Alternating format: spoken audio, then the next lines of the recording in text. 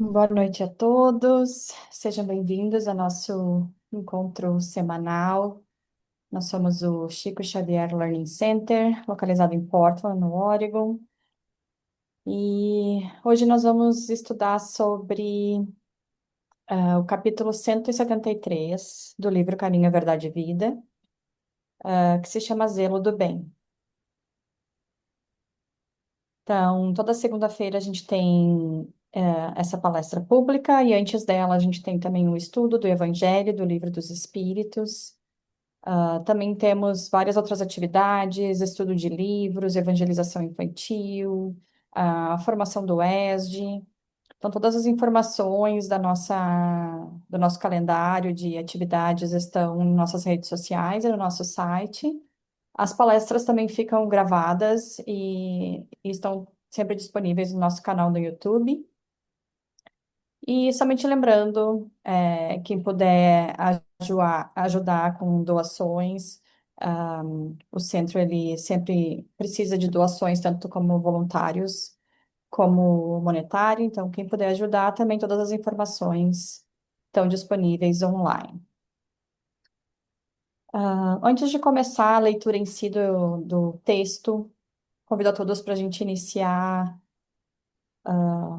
com uma breve oração. Então, peço que todos agora achem um lugar confortável, se possível, fechem os olhos, somente para se concentrar e se conectar nesse momento, tentando não se distrair com o mundo exterior, respirando fundo. E, primeiramente, gostaria de pedir permissão para os benfeitores do nosso centro para esse estudo. A gente sabe como eles preparam a sala para a gente, com que a gente tenha um bom momento, com a proteção de todos os nossos benfeitores e que nos inspirem, para que as palavras que hoje Emmanuel vem nos trazer nos abram o coração com os ensinamentos que a gente precisa e com esse conhecimento que cada um possa adquirir com o que nos for útil para o nosso progresso espiritual. Que todos os presentes aqui, encarnados e desencarnados, sintam a presença da espiritualidade superior e que nos acompanhem nesse estudo, que assim seja. Bom, então, sempre nesse caminho, nesse livro Caminho, Verdade e Vida, o Emmanuel escolhe um versículo e é engraçado que às vezes ele sempre, em cima do versículo, ele desenvolve um capítulo inteiro. E engraçado que Emmanuel, às vezes, ele usa muitos simbolismos ou usa uns versículos que têm uma conexão muito profunda com o texto. Mas hoje, na verdade, um versículo tem tudo a ver com o que vai ser explicado. Está muito de acordo com as palavras.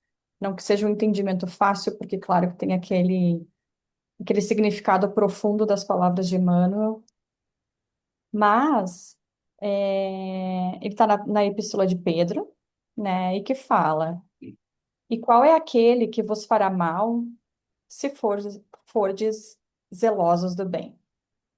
Né? Então, o título do capítulo é O Zelo do Bem, então é bem sobre isso, né, sobre esse cuidado que temos que ter com o bem. E o mais importante, eu espero que no final fique muito claro, que não é só fazer o bem, é o cuidado que eu tenho com o bem, mas também como eu me posiciono em relação ao mal e o não temer o mal, tá? E para entender um pouquinho mais sobre isso, acho que vale a pena a gente voltar um pouquinho nos versículos. Eu vou ler a partir do versículo 8, onde ele começa o capítulo que fala sobre o amor fraternal, a paciência na aflição. Então, a gente vai ver sobre muitas coisas das aflições, o que acontecem com a gente, segundo o exemplo de Cristo. Então, no versículo 8 ele começa falando: E finalmente, sede todos de um mesmo sentimento, compassivos, amando os irmãos, estranhavelmente misericordiosos e afáveis, não tornando mal por mal ou injúria por injúria. Ou seja, não responder o mal com o mal, né? Antes, pelo contrário, bem dizendo, sabendo que para isto fostes chamados, para que por herança alcançais a bênção. Porque quem quer amar a vida e ver os dias bons, refreie a sua língua do mal, e os seus lábios não falem engano. Aparte-se do mal e faça o bem. Busque a paz e siga. Ou seja, que a gente vai falar muito disso também, né? De prestar mais atenção no que a gente fala, ou só falar nos momentos que realmente vão fazer diferença para a gente ou para a vida do outro, né? Então ele fala que refreie sua língua do mal. No versículo 12, ele fala: Porque os olhos do Senhor estão sobre os justos, e os seus ouvidos atentos às suas orações. Ou seja, a gente não precisa nem falar, a gente sabe da força do poder do pensamento. E Cristo, ele tem os ouvidos atentos às nossas orações. E aí ele termina falando: O rosto do Senhor é contra os que fazem males. E aí ele fala esse versículo: E qual é aquele que vos fará mal se fordes zelosos do bem? Né? Então, enfatiza essa proteção divina, né? E essa segurança moral, assim, que nos acompanham se a gente pratica o bem, né? É, e também lembrando que essa vida regrada no bem, ela vai, no fim, desarmar qualquer maldade que venha acontecer, tornando até difícil que o outro nos faça o mal. Eu acho que isso é o mais importante, porque a gente não pode controlar, mas a gente não pode controlar o outro, mas a gente pode controlar como que a gente reage, né, frente às expiações da vida, porque o mal aqui a gente vai ver que são coisas da vida, né? E, e aí, só finalizando com o versículo 14, que é muito importante, porque ele fala: Mas também, se padecerdes por amor da justiça, sois bem-aventurados, e não temais com medo deles, nem vos perturbeis. Ou seja, por mais que eu acabe sofrendo ou que eu acabe temendo mal, né? A gente tem que entender que isso, na verdade, vai trazer essa bem-aventurança que ele fala. Mas como que a gente faz isso é o que Emmanuel vai nos trazer nesse texto. E aí, um outro versículo que também resume muito o que o texto vai falar é esse que está em Paulo, que Paulo escreveu em Romanos, né? E que ele fala: Se Deus é por nós, quem será contra nós? Então, se eu estou armado com a proteção divina, ninguém pode, né, contra nós. E aí, vamos entender o que que o Emmanuel escreveu sobre isso e prestem atenção como ele fala nessa questão sobre o temor ao mal. Então, ele começa: temer os que praticam o mal é demonstrar que o bem ainda não se nos radicou na alma convenientemente. A interrogação de Pedro reveste-se de enorme sentido.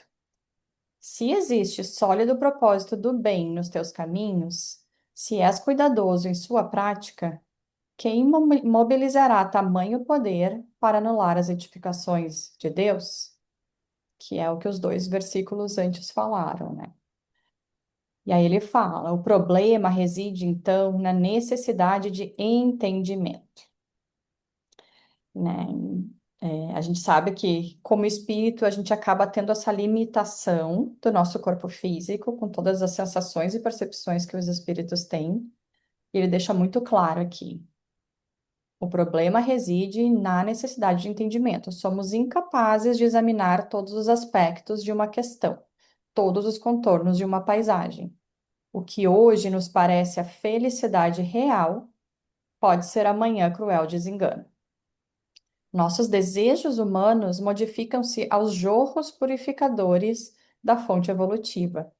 Urge, pois, afeiçoarmos a lei divina, refletir-lhe os princípios sagrados e submeter-nos aos superiores desígnios, trabalhando incessantemente para o bem onde estivermos.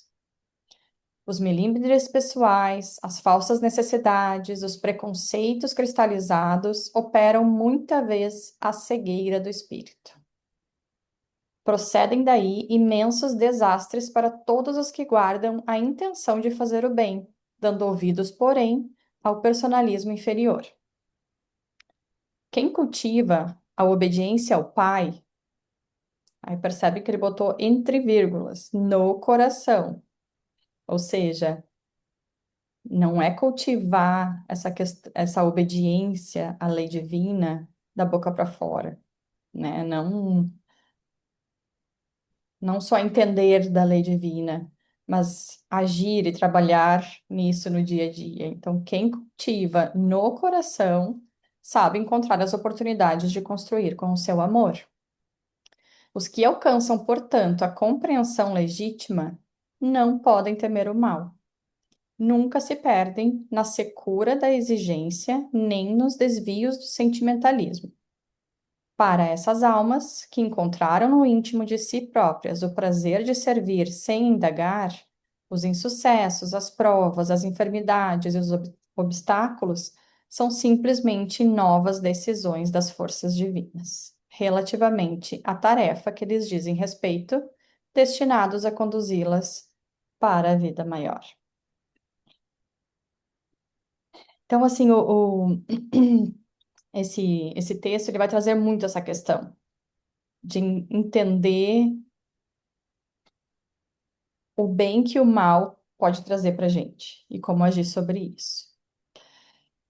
Então, primeiro, eu acho que a gente precisa entender a definição, né, do que é o zelar, né? Que é isso, é cuidar, é proteger, demonstrar interesse e atenção por alguém ou algo.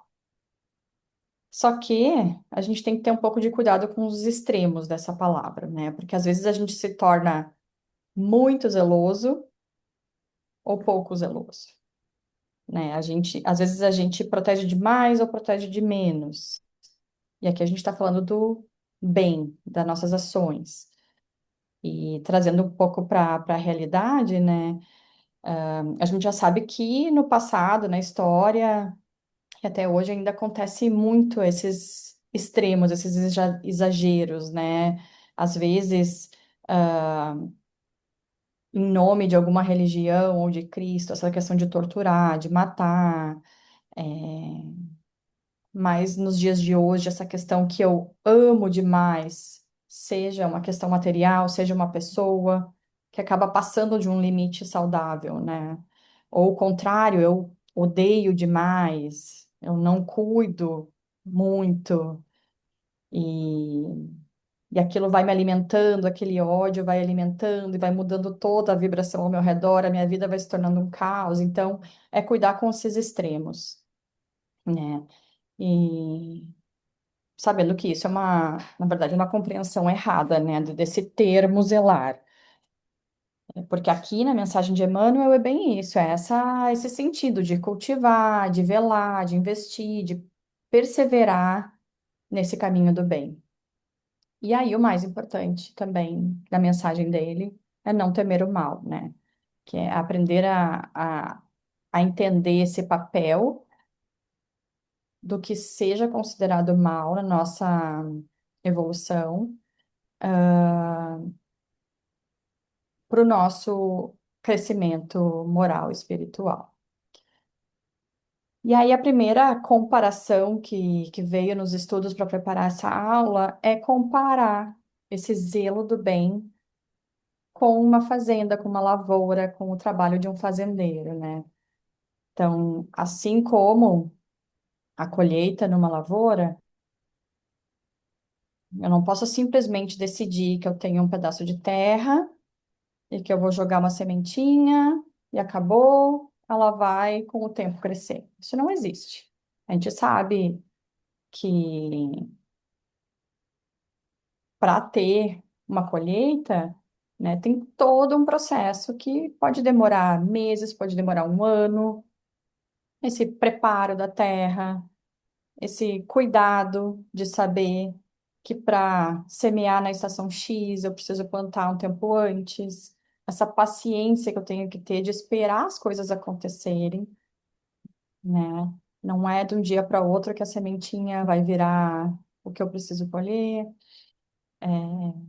Ter essa dedicação em todo o processo, especialmente se acontecer alguma coisa fora do normal, né? Às vezes o fazendeiro precisa se preocupar se tem muita chuva, pouca chuva, essa questão de proteção contra ervas daninhas, contra predadores que possam vir. Enfim, existe todo um trabalho zeloso do agricultor para que a colheita seja uma colheita boa, né? E assim como o espírito. Então, para a gente colher esses frutos dessa vida imortal que a gente tanto quer, é preciso muito trabalho e muito zelo, assim como o fazendeiro, né? Em termos de paciência, investimento, cuidado, nutrição diária, ou seja, e não estou falando só de comida, né? Nutrição de comida, mas também para nossa alma. E o mais importante, né? Ah, essa questão do estudo, do conhecimento, porque o Emmanuel falou que o nosso problema é a falta de conhecimento, né? É, o viver de acordo com as leis divinas, ou seja, eu ter essa conexão com Jesus através da oração, né? O serviço do bem, esse orar e vigiar diário, quase que a cada segundo das nossas ações, dos nossos pensamentos. Né? A gente sabe que a nossa encarnação, a gente já tem um planejamento e é um caminho longo a percorrer, porque a nossa história, a nossa vida, ela continua depois daqui. Então, o que que a gente vai fazer? O que que a gente vai plantar nessa encarnação para colher, na próxima, né? Qual que vai ser a nossa colheita? E aí, a primeira frase de Emmanuel já vem com essa questão, né? Que os que temem, os que praticam o mal, é porque ainda não tem uma raiz forte dentro da gente, né? E aí que a gente pode comparar com. Aqui eu trouxe essa árvore, mas a gente pode pensar num iceberg, a gente pode pensar esses edifícios super altos que tem toda a questão de fundação para baixo da terra, né? Mas que a gente só vê o que está ali fora da terra, né? Mas se eu ainda tenho esse temor ao mal ainda muito forte, muito presente, é porque eu ainda não tenho essa raiz forte, né? Eu não tenho essa raiz profunda. E aí, qualquer situação que aconteça na vida, ele cita no texto também, a gente vai comentar mais para frente, mas qualquer injustiça, aquela pessoa não foi justa comigo, ou eu me esforço tanto e não sou recompensado, eu participo tanto do centro e me acontece uma doença. Então, aquela pessoa que ainda não tem essa raiz vai estar sempre se lamentando, ou vai estar sempre temendo, ou sempre culpando o mal, né? E, e a gente sabe, quando eu vi essa figura aí estudando, eu lembrei muito que ele fala muito assim dessa questão da ventania da vida. E quem está em Portland sabe que um tempo atrás teve uma tempestade horrível de vento. O que que aconteceu? Normalmente o solo que estava ruim, um solo que não era profundo, um solo que não era bom, que as árvores, por mais a árvore fosse gigante, a raiz era pequena, caiu muita árvore. Teve muita gente que acabou ficando dias, semanas fora de casa. E é essa mesma simbologia que vem aqui, né? Que só quem tem essa raiz profunda não vai ter problema mais com essas ventaninhas da vida, né? Porque está bem enraizado, está muito seguro nos seus fundamentos, né? E só que para isso não tem jeito para essa árvore crescer forte, saudável, gerar frutos, ela tem que crescer para baixo também. Ou seja, no nosso caso, a gente precisa trabalhar nossa reforma íntima, a gente tem que cuidar da nossa alma, não só do nosso corpo, né? E aqui nesse texto, principalmente com esse compromisso com o bem, né? Com o nosso estudo, com a nossa oração, com o nosso orar e vigiar. E aí, em relação a essa atitude, né, que Deus quer da gente, tem tudo a ver com essa passagem, que essa coragem que o Estevão teve no seu julgamento no Sinédrio. O Sinédrio era a Suprema Corte, o conselho dos judeus, assim, na antiguidade. Que é essa coragem que o Estevão teve diante do Paulo, que na verdade ele ainda era Saulo nessa época, porque ele ainda não tinha essas raízes fortes dentro da espiritualidade, da religiosidade. E essa é uma das passagens assim mais marcantes, né, da literatura espírita, que está no capítulo Ante o Sinédrio, do livro Paulo Estevão, e que fala sobre essa coragem, né, diante das perseguições. Então, no capítulo, Saulo ele vai até a casa do caminho para confrontar, debater, questionar os cristãos sobre os milagres e as curas que eles estavam realizando. E Estevão, com toda essa base que ele já tinha, essa raiz forte, ele responde assim: Amigo, o Sinédrio tem 1000 meios de me fazer chorar, mas não lhe reconheço poderes para obrigar-me a renunciar ao amor de Jesus Cristo. Ou seja, isso era um momento super crítico, onde ele praticamente assinou a sua sentença de morte, de ser apedrejado. Mas, claro que aqui é um exemplo, a gente acha que está ainda um pouco longe disso, mas é uma coragem de um coração que tem uma raiz muito forte, né? Ai, desculpa. Na fé, e que sabe que o único mal a temer é aquele que pode partir, na verdade, da gente. Que esse é o pior mal, que pode partir do meu coração. E, ou seja, o sinédrio, as pessoas poderiam fazer muito mal para o corpo dele. Questão de maus tratos, de apedrejamento, mas não para o espírito, né? Que estava já muito conectado no caminho, das leis divinas. E aí voltamos à nossa responsabilidade, né? Como é que a gente está zelando o bem? Ou a gente está temendo o mal? Né? E aí, com todo o simbolismo que a gente já falou aqui, a gente volta de novo à lavoura. E aí, pensando muito na parábola do semeador, né?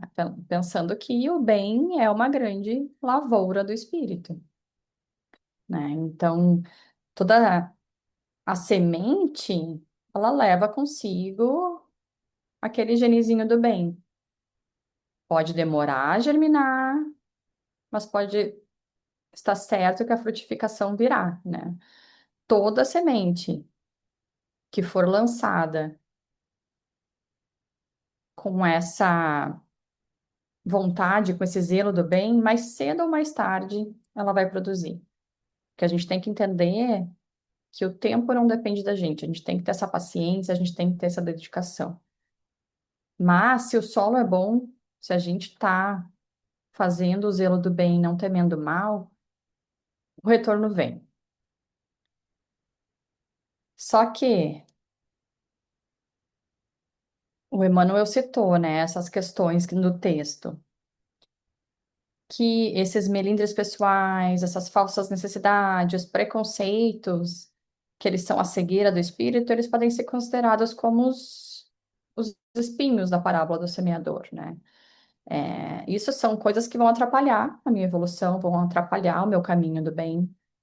Então, se eu continuar com essas mesmas atitudes, esses vão ser os espinhos que vão sufocar a minha planta, né? Não me deixando evoluir. Ou talvez eu posso comparar com a questão do solo pedregoso, né? A planta até começa a nascer, só que como não tem aquele solo profundo, enraizado, eu não estou fazendo o que eu preciso fazer no meu dia a dia, não estou fazendo, trabalhando na minha reforma íntima, o sol vem, ou os ventos vêm, ou a chuva vem e acaba matando aquela planta, né? E aí agora aquele que consegue ser o solo bom, ele vai conseguindo construir essa raiz profunda e forte.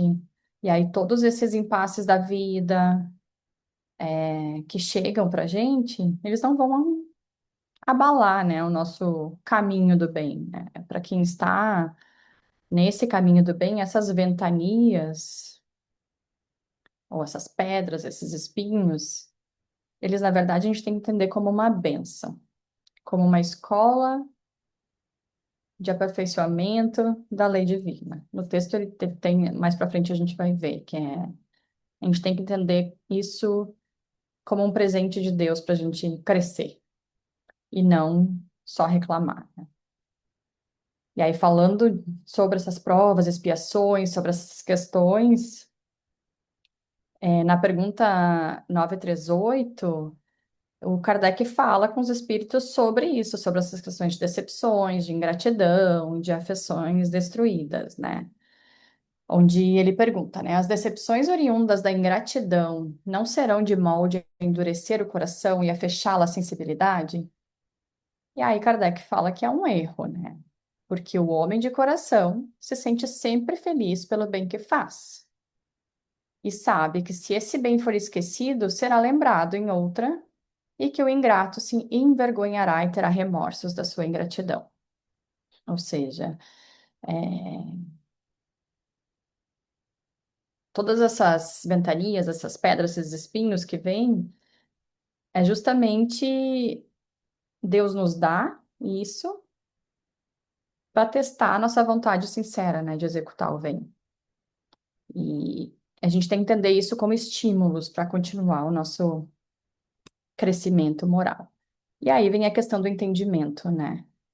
Que primeiro a gente tem que entender quem somos, né? Ou seja, a gente sabe que nós somos ainda espíritos imperfeitos, que a gente ainda está no mundo de provas e expiações, onde o mal ainda predomina sobre o bem. Então, e que a gente ainda é incapaz de entender, como fala o texto, né? Por causa que a gente tem essa limitação do corpo físico. E segundo, entender que o indivíduo que faz o mal para a gente, que busca nos prejudicar, na verdade, o mal que ele está fazendo é para ele mesmo, né? É um débito que ele vai ter que reparar, seja nessa vida, seja mais para frente. Mas, se eu tiver baseado nesse caminho do bem, esse foco de estudar, orar, vigiar, praticar o bem, eu vou melhorar esse meu entendimento e tudo que vier vai ser, na verdade, um adubo, né, para o nosso crescimento moral. E aqui eu só trouxe alguns exemplos, de coisas do dia a dia, assim, que eu achei interessante, né? Então, por exemplo, quando a gente perde um emprego, às vezes a gente se lamenta, fica triste, se desespera, mas na verdade pode levar a uma nova carreira, desenvolvimento de talentos, né? Seja uma mudança necessária que já estava planejado. Quando a gente enfrenta uma doença, uma limitação, nos faz despertar a paciência, a humildade, valorizar mais a vida, né? quando a gente sofre uma decepção amorosa. Então, nos ensina a evitar sofrimentos maiores, ensina esse amor próprio. Quando a gente tem um conflito com alguém, muitas vezes, né, revela os defeitos que a gente mesmo precisa corrigir, ou exercitar o perdão. Quando a gente perde algum ente querido, né, essa reflexão sobre a vida espiritual, fortalecer a nossa fé. Quando a gente tem algum fracasso, algum erro, ter isso como aprendizado e crescimento moral. Quando a gente recebe uma crítica, nos ensina a tolerância, autocontrole e o desapego dessa opinião dos outros, né? Então, que a gente enxergue isso como um caminho e não como um tropeço, né? Não como uma pedra no caminho, mas como um degrau a mais para subir. E aí, Emmanuel vem e puxa a nossa orelha de novo, dizendo que a gente urgentemente precisa trabalhar incessantemente para o bem e se conectar à lei divina, né? Que é a nossa famosa reforma íntima. Então, que aqueles que entram nessa corrente do bem, que estão nesse processo constante de renovação, acaba deixando para trás o que é antigo, o que não deve ser mais tão central, os extremos que ele fala, né? E abrir espaço, então, porque é o de fato essencial em nossa vida, que é essa conexão com as leis divinas, né? Então, para que o bem seja de fato esse elemento inspirador e transformador nas nossas vidas, a gente também precisa se transformar. Assim como a árvore tem que crescer para baixo, a gente precisa se transformar, né? Não adianta só fazer o bem de mim para fora, assim. Posso doar um monte de cesta básica, eu posso doar um monte de roupa que eu não preciso mais, eu posso ir no centro espírita todo dia, não falta uma reunião. Mas se isso não me modifica internamente, o que que isso está fazendo, né, pro espírito que eu sou? Então, essa é a questão mais importante. E aí, lembrar dessa frase, que acho que todo mundo conhece, que o que se reconhece o verdadeiro espírita, né, por sua transformação moral e pelo esforço que faz para dominar as suas más inclinações. Porque sim, todos ainda somos imperfeitos. A gente está num mundo ainda onde o mal predomina. Então, é muito esforço para dominar essas más inclinações. Hum. E aí, ele é muito claro, Emmanuel, dizendo que a gente, quem tem já, quem alcança esse conhecimento, esse grau de evolução, não pode temer o mal. Não pode. E aí, ele usa essas palavras, né, desses extremos. Então, essa secura da exigência, ou seja, eu ficar exigindo do pai, é isso, não tá vendo o que estão fazendo comigo, eu sou injustiçado, eu participo e mesmo assim acontece alguma coisa, né? E nem nesses desvios do sentimentalismo que ele fala, é aquela situação que o indivíduo mais leve problema ou ingratidão que acontece na vida acaba se desestruturando psicologicamente, emocionalmente, né? Não tem aquela paciência, aquele equilíbrio emocional, espiritual para lidar com essas ventanias da vida, né? Então, o recado de Emmanuel é muito claro, né? Quem já tem esse conhecimento não pode temer o mal, né? Isso não pode fazer parte, não pode ser a coisa central do seu dia a dia, né? Bola para frente, vamos continuar estudando, melhorando o nosso conhecimento, né, para trabalhar e subir mais um degrauzinho, né? E aí a Emmanuel termina falando o que a gente já comentou, né, que para as pessoas que já entenderam e já estão atuando nesse caminho do bem, sem aquele monte de questionamento, tudo que chegar que parece ser o mal, ou seja, as provas, as expiações, doenças, seja o que for, vão ser simplesmente, ali ele fala, novas decisões das forças divinas, né? São novas oportunidades que a gente tem para ser conduzido para a vida maior. Então, o objetivo final é esse, né? E aí isso não é entendido como mal, mas sim como mais um degrauzinho para minha evolução moral, né? E, e aí entra esse mantra, né, que é muito famoso na yoga, que são os quatro passos, né? Então, eu entrego, confio, aceito e agradeço. Então, se eu estou entregando o meu melhor, confiando nessa misericórdia divina, o que vier para mim, seja bom ou mal, eu aceito, né? Eu acolho isso como um aprendizado e agradeço para seguir nesse caminho, né, de aperfeiçoamento. Ou seja, a construção do bem, ela está em nossas mãos, ela está dentro da gente, né? E o que vem de fora, o mal que vem de fora, não é que eu possa controlar que não tenha mais, mas eu posso ter essa força interna, essa raiz forte dentro de mim, cuidando do meu espírito, para sobrepor, né, essas dificuldades. Então, que a gente consiga, né, construir que não é nada fácil, com certeza, principalmente quando a gente enfrenta os males da vida, mas que a gente consiga construir essa fortaleza do bem, essa raiz profunda dentro da gente, né? É, e quanto mais a gente conseguir cultivar isso no dia a dia, menos o mal vai sobrepor o bem. Então, que a gente tenha força, fé e paciência para trabalhar nesse caminho do bem todos os dias.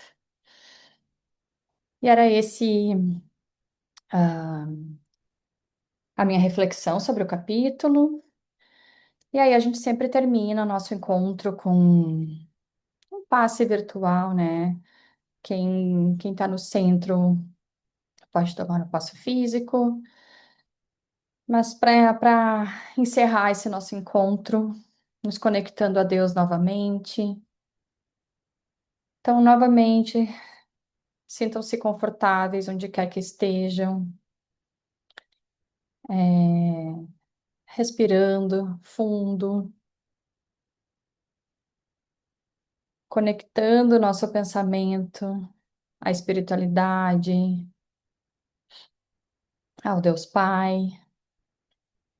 E vamos iniciar mentalizando essa energia que a gente vai receber para equilibrar principalmente os nossos centros de força, mentalizando também o lugar em que a gente se encontra, o nosso centro espírita, a nossa casa, para que cada cantinho também seja iluminado e abençoado por essa energia. Então, entrando em sintonia com a espiritualidade superior, com os mentores, todos os encarnados e desencarnados aqui presentes, que a gente se senta agora envolvido por uma cortina de luz, uma energia pura, que isso reequilibre nosso corpo físico, nosso corpo mental e também o nosso espírito. Vamos agradecer por essa oportunidade, esse momento de estudo, que os bons espíritos que acompanham esse estudo nos envolvam com suas vibrações e que a gente possa receber todos os recursos espirituais necessários para o fortalecimento do nosso corpo, da nossa mente, da nossa alma. Que as nossas águas sejam fluidificadas para que alimentem o nosso corpo com a sua pureza, com a sua paz, E ajuda-nos, Senhor, a abrir o nosso coração para o bem, com confiança e serenidade. Que a tua luz nos inspire a seguir nesse caminho do amor, do perdão, da caridade, e que essa energia e proteção nos acompanhe durante toda a semana. Que assim seja, graças a Deus. Obrigada, pessoal. Boa noite a todos.